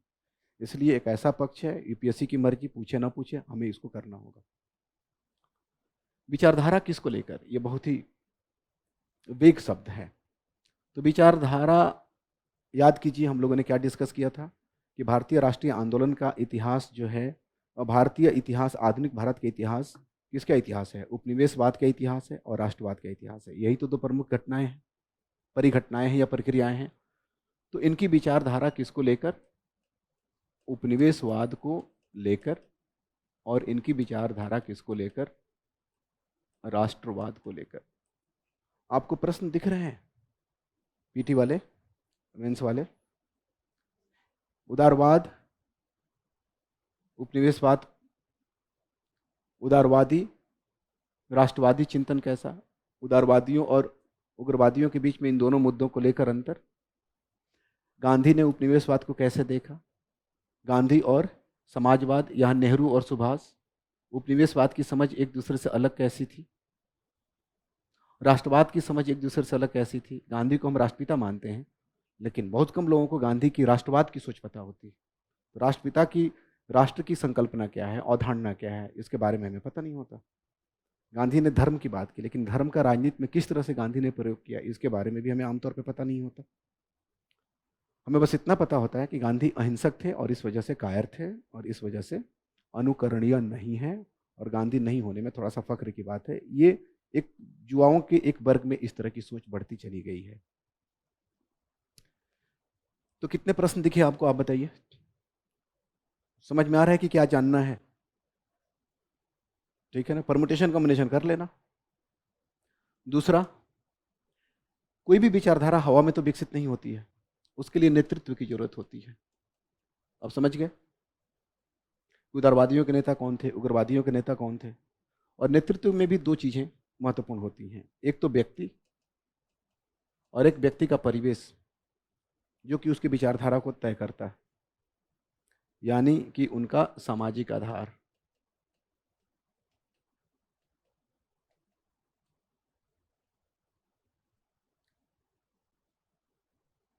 तो नेता कौन थे, किस समूह से आते थे? क्योंकि जिस तरह का सामाजिक आधार होगा वही तय करेगा कि आपकी वैचारिक स्थितियां क्या होंगी। हम सब अपने परिवेश से संचालित होते हैं। तो उन वैचारिक स्थितियों की अगर हम बात करें, तो जैसे कांग्रेस के आरंभिक नेताओं में बहुत सारे जमींदार थे, तो उन्होंने राजस्व का तो विरोध किया, लेकिन लगान का विरोध नहीं किया। भू राजस्व नियंत्रण की बात की, लेकिन लगान नियंत्रण की बातें नहीं की, क्योंकि वो खुद ही लगान प्राप्त करने वाले वर्ग से आते थे। अब आप समझ गए कि उनका सामाजिक आधार क्यों जरूरी होगा। तीसरा, उद्देश्य, या आप कह सकते हैं गोल, ऑब्जेक्टिव, क्या करना चाहते थे। बहुत ही सिंपल सी बात है कि इन नेताओं ने इस सामाजिक आधार के साथ, जिन्होंने उनके दृष्टिकोण को निर्धारित किया, एक इंपॉर्टेंट फैक्टर, राष्ट्रवाद की इस समझ के साथ और उपनिवेशवाद की इस समझ के साथ अपना लक्ष्य क्या रखा। एक सिंगल स्टोरी दिख रही है कि नहीं आपको? उसी सिंगल स्टोरी और उसकी कहानियों को समझना है हमें। अब कभी कभी उद्देश्य इतने आकर्षक होते हैं, जैसे मैंने कहा कि चलिए कॉफी पीते हैं, आपको लामबंद करने की जरूरत नहीं पड़ी, खुद ही हल्ला करने लगे, हम यहाँ यहाँ सुबह की शाम खुद ही फैसले लेने लगे। तो नेता अगर आकर्षक उद्देश्य आपको दे तो उसके साथ बड़ी आसानी से सहमति हो जाएगी। लेकिन चलिए, अगर मैंने कहा होता कि चल के एटीएम लूटते हैं मुखर्जी नगर में, बोलिए चलेंगे? इसे कहते हैं अंधभक्ति। कि आपने कुछ सोचा नहीं, चूंकि नेता कह रहा है कि बैंक लूटना है, तो आपने सवाल नहीं पूछा, वो सही ही कह रहा होगा, जल के लूट लेंगे हम। या फिर इतना भरोसा हो कि नेता अच्छा है, खुद लुटेरा नहीं, या लूटेगा नहीं, ये बोल रहा है, इसका कुछ उद्देश्य है, ये बात हो सकती है। या फिर ये हो सकता है कि आपके अंदर खुद ही ऐसी प्रवृत्ति हो कि चल के लूट ही लिया जाए। आप बहुत दिनों से एक साथी ढूंढ रहे थे नेता के रूप में, आपको एक साथी मिल गया, ये भी हो सकता है। सही बात है। तो दोनों तरफ से होता है ना। जनता को जो भाई नेता वही कहे, प्लस नेता के अंदर जनता अपनी भी तो छवि देखती है। तो उद्देश्य, तो अगर उद्देश्य आकर्षक हो तो लोग जुड़ जाएंगे, ना भी हो तो लोगों को बताना पड़ेगा उसकी उपयोगिता के बारे में। वो जिस तरीके से बताया जाता है उसको कहते हैं लामबंदी के साधन, मीन्स ऑफ मोबिलाइजेशन कहते हैं इसको। तो निम्नलिखित में से कौन गांधी के लामबंदी के साधन के रूप में प्रयुक्त किया? 1 2 3 हो गया। यहां पर मेंस और पीटी में मैं आपको बता दूं कोई अंतर नहीं है अगर मॉडर्न की बात करें तो। बाय द वे, कितने क्वेश्चंस दिख गए आपको? Permutation combination. उदारवादियों का उद्देश्य क्या था? उदारवादियों के लामबंदी के साधन क्या थे? उदारवादियों और उग्रवादियों के लामबंदी के साधनों में अंतर क्या था? गांधी के लामबंदी के साधन कैसे थे? मुस्लिम लीग के लामबंदी के साधन कैसे थे, जो प्रतिद्वंदी ऑर्गेनाइजेशन है? गांधी और नेहरू के बीच में क्या अंतर है? नेहरू सुभाष के बीच में क्या अंतर है? मुद्दे तो यही होंगे ना, इसी पे तो समझना होगा। इसके अलावा क्या समझेंगे आप? हाँ, उसके बीच में क्या अंतर है, दोनों में समझ सकते हैं आप। ठीक है। जब लामबंदी के साधनों का प्रयोग होता है तो लोग आते हैं साथ में। वो जो आते हैं वो किसी भी आंदोलन का सामाजिक आधार बनाते हैं। तो आप अक्सर किताबों में पढ़ते होंगे कि इसमें युवाओं ने भागीदारी की, इसमें छात्रों ने भागीदारी की, इसमें महिलाओं की अग्रणी भूमिका थी। तो किसी भी आंदोलन का गुण और उसकी क्षमता उसके सामाजिक आधार से तय होती है। यहाँ और इसमें अंतर है, यहाँ नेताओं का सामाजिक आधार, यहाँ जनता का सामाजिक आधार। कभी कभी सामाजिक आधार विस्तृत करने के लिए विशेष नीति बनाई जाती है। जैसे गांधी ने सामाजिक सुधार के उन मुद्दों को राष्ट्रीय कांग्रेस के उद्देश्य में शामिल कर लिया जिससे राष्ट्रीय कांग्रेस बचती रही थी। क्यों? इसलिए कि अब समाज के निचले वर्गों को राजनीतिक रूप से लामबंद करना था, तो जब तक उनके लिए आपकी व्यवस्था में कुछ नहीं होगा वो आपके साथ क्यों जुड़ेंगे? तो अस्पृश्यता उन्मूलन, ठीक है, स्त्रियों का उत्थान, इस तरह के मुद्दे जोड़े गए थे जो कि कांग्रेस ने शुरू में बिल्कुल भी नहीं उठाए थे, इसलिए कि कांग्रेस ने अपने आप को राजनीतिक संगठन के रूप में देखा था, न कि एक सामाजिक संगठन के रूप में देखा था। तो सामाजिक आधार हो गया। उसके बाद से जैसे जैसे सामाजिक आधार विस्तृत होगा, अच्छा एक संबंध यहाँ पर भी है, लामबंदी के साधन से सामाजिक आधार निर्धारित होगा और इन दोनों से उद्देश्य निर्धारित होगा। जैसे जैसे सामाजिक आधार विस्तृत होगा, आपको लगता नहीं है कि उद्देश्य भी विस्तृत होते चले जाएंगे? एक आदमी जाए एटीएम लूटने के लिए अकेले तो क्या करेगा? गार्ड देख के भाग आएगा। दो लोग जाएं तो, तीन लोग जाएं तो, और पूरा मुखर्जी नगर साथ चल पड़े तो दृष्टिकोणों में अंतर होगा, कार्य पद्धति में अंतर होगा कि नहीं होगा? तो समझ तो गए होंगे आप। फिर उसके बाद से जो अंतर आएगा उसी को कहते हैं संघर्ष की तकनीक। अब गांधी की संघर्ष की तकनीक क्या थी, उसके तत्व क्या थे? उदारवादियों के संघर्ष की तकनीक क्या थी, उसके तत्व क्या थे? इन दोनों में समानता क्या है, इन दोनों में असमानता कैसी है? क्लियर है ये? संघर्ष की तकनीक मतलब जूते मारे, चप्पल मारे, मुंह तोड़े, क्या किया? या रिक्वेस्ट किया, हाथ पैर जोड़े, कुछ भी हो सकता है। या कुछ नहीं किया, तंत्र मंत्र से काम चला लिया, ये भी तो होता है। मती मार लिया, गए एटीएम लूटने और एटीएम के गार्ड की मती मार ली आपने, उसने खुद ही से गेट खोल के सारा पैसा निकाल के गमछे में बांध के आपको दे दिया। जब आप चले गए सिग्नेचर अपार्टमेंट पार करके उधर मेट्रो की तरफ, तब उसकी तंद्रा टूटी है, ये क्या कर दिया मैंने, तब वो आपके पीछे दौड़ा। ऐसा हो सकता है ना?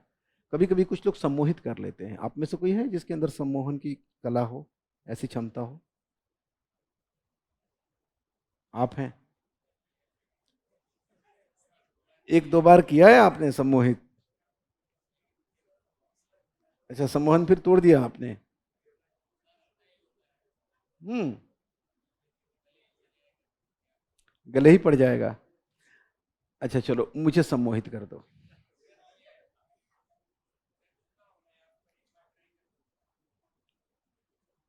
अब मुझे नहीं पता कि मैं इस बात से खुश हूं कि इस बात से दुख मनाऊं कि ये मुझ पर सम्मोहन के लिए ट्राई मार चुके।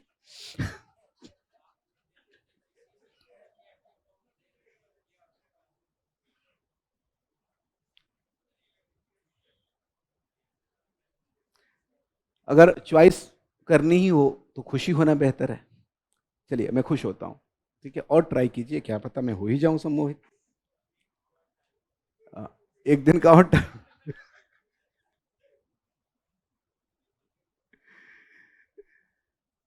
और जब संघर्ष होगा तो हर वक्त तो संघर्ष नहीं चलेगा ना।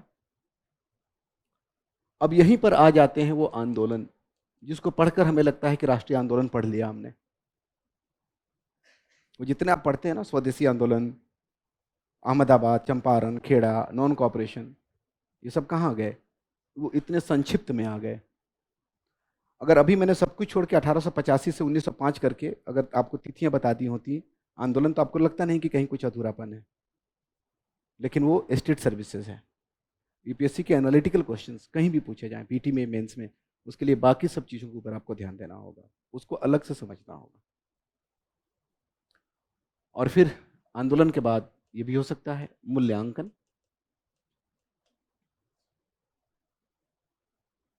अब आप बताएं कि इधर कितने हैं?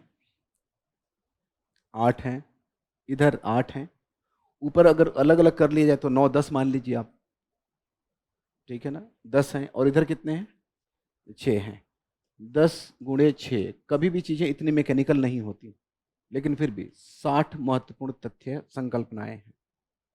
इन संकल्पनाओं को समझ लीजिए, इनके तथ्यों को समझ लीजिए और जाइए ढूंढिए प्रश्नों को।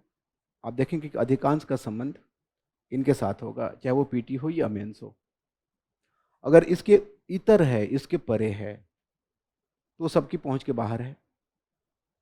अगर बहुत आसान है तो सबकी पहुंच के अंदर है। वैसी चीज़ों से तो तय नहीं होती ना चीज़ें।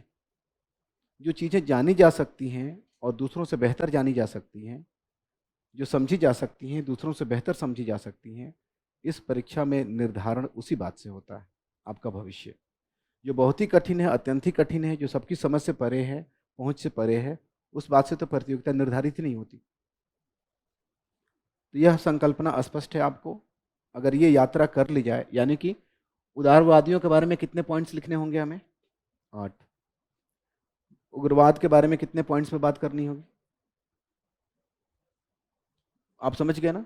और इस तरह से इनकी बात कर ली जाए तो राष्ट्रीय आंदोलन समाप्त हो जाएगा। आंदोलन आ जाएंगे जो आपके मन में खटक रहे हैं ना, कि असहयोग का क्या, ठीक है, सविनय अवज्ञा का क्या, क्विट इंडिया मूवमेंट का क्या, वो सब कहाँ पे आ जाएंगे, वो यहीं छुपे हुए हैं सब। तो ये है योजना, इसको आप समझ चुके हैं। इसी योजना पर आधारित अगली क्लास के लिए हम लोग मिल रहे हैं ब्रेक के बाद, इसको पूरा करेंगे और फिर देखते हैं क्या होता है। चलिए मिलते हैं।